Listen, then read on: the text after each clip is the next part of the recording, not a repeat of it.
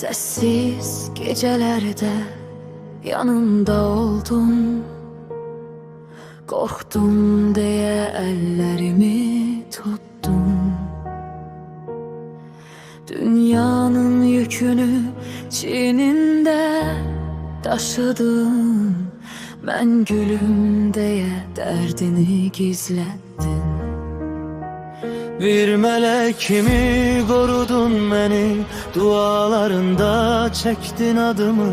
Senin yüreğin en istediğim, ana sen benim alın yazım.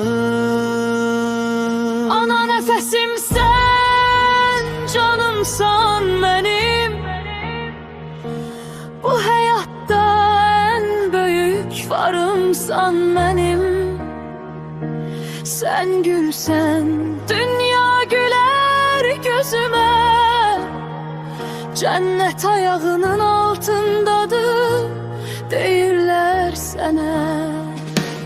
Ana nurumsan karanlıkta, sığınacak oldun her daranda.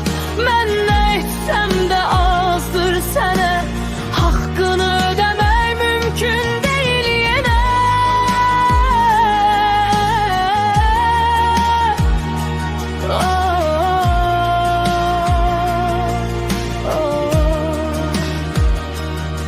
Yorgun gözlerin danışar gizli, her gırışında min eziyet gizli. Mənə hayat veren o müqəddəs kadın, adın gelende titreyer adım.